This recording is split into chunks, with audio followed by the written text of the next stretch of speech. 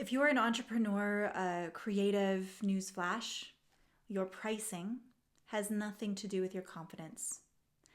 You might tell yourself that if you just believed in your value more, or found the right words, or got better at sales, the discomfort would go away. But what's interesting is that the discomfort, it doesn't show up evenly.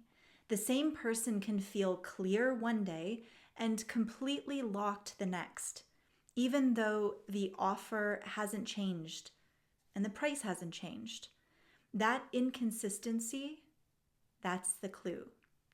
What's happening in those moments isn't a shift in belief. It's a shift in the body.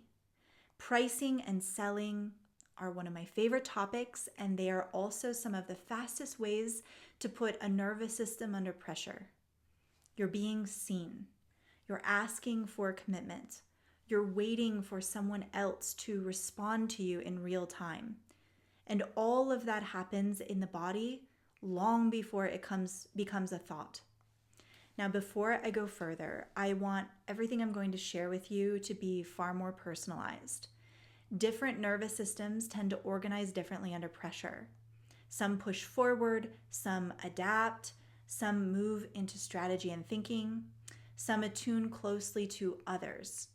In our work, we call these orientations the skins: the warrior, the shapeshifter, the sage, and the asset. These are not personalities, and they're not limiting labels or fixed traits. They're ways that a system tries to stay coherent when something matters. If you're curious how your nervous system tends to handle pressure, because pricing and selling are just places that pressure will show up, and whether you default toward a warrior, a shapeshifter, a sage, or an asset, there is a short, free, thorough Somatic Skins Quiz assessment linked below. It's not going to teach you how to sell, but it will teach you how your nervous system organizes when it becomes real. Okay, so let's slow all of this down and stay with the moment that most people want to skip over. Think about the exact second before you name your price. There's often a pause there. Maybe it's only a fraction of a second, but the body feels it. Maybe your breath shifts, you might even hold it. The chest tightens or softens. There might be an urge to keep talking, to add context, to justify the number before the other person reacts. Sometimes your voice will change slightly. Sometimes the shoulders lift. Sometimes your jaw will tighten. This is not a lack of confidence. This is the nervous system registering a pressure moment. And in that moment, the body is doing a very specific job. It's trying to stay upright and present and well-behaved while holding uncertainty. It doesn't know yet how the other person is going to respond. It doesn't know if it will be accepted or rejected. And if the system doesn't have the capacity to stay with that uncertainty, that feeling, it'll look for a way out. For some people, that way out is shrinking the ask. They'll soften the language, they'll lower the price, they'll add extras or preemptively explain why it costs what it costs. From the outside, it might look like underpricing or discounts. From the inside, it's the body trying to reduce perceived pressure quickly. For others, the system goes the exact opposite direction.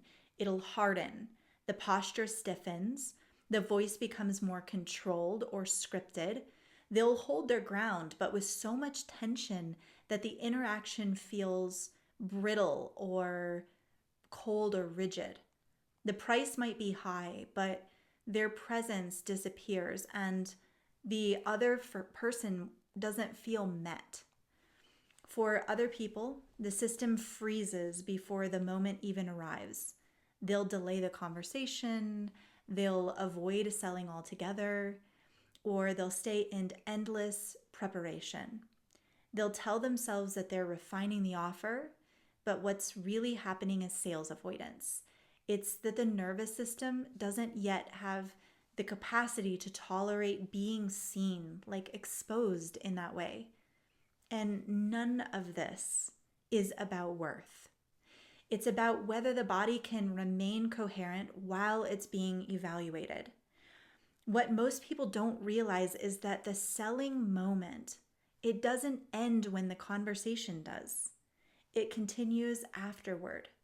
The system replays the interaction, it'll scan for signals, it braces for an email response, it thinks about what it should have said or done differently. And that rumination isn't overthinking, it's an unfinished regulation. The nervous system never got to complete the experience cleanly, and so it keeps looping.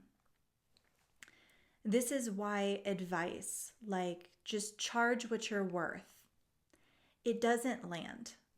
Worth is not the variable here. The variable is whether your nervous system can hold the pressure associated with that number. It's like a deadlift. And if it can't, it'll find a way to discharge the pressure before, during, or after the interaction. Selling at its core isn't persuasion. It's not something that you do to someone else. It's something that you experience with and for someone else. It's regulation. When the body is organized, breath stays available. The voice settles. Attention stays with the other person and the conversation that's being created instead of racing ahead. You can name a price and you can remain present regardless of the response. You don't even have to tangle with objection handling. And that presence is what people really respond to, in truth. As capacity increases, something shifts that's hard to describe until you feel it. Pricing stops feeling like a confrontation or something scary. Selling stops feeling like performance or self-betrayal or something icky. The interaction slows down. There's room to listen. There's room to respond instead of react. It feels almost like a sacred moment. Not because you forced confidence, but because your nervous system can now tolerate and maybe even savor the moment. If you've struggled here, it doesn't mean that you're bad at sales. It means that your system hasn't yet been trained to hold this particular kind of pressure. And that's not a flaw, that's information. Remember, if you want an orientation to how your nervous system tends to organize under pressure, take the Somatic Skins Quiz assessment linked in the description below. Consider it the opening of the conversation. But really, if you want to build the capacity to price and sell without collapsing, bracing, or disappearing, that's exactly the work that we do inside the Prestige. Not by teaching scripts, but by strengthening the system that has to speak them. Pricing isn't set by confidence. It's set by what your body can stay present with. Thanks for joining me for this series. I look forward to sharing the next one with you. Consider liking and subscribing the channel. It helps us out a lot, and I look forward to seeing you next time.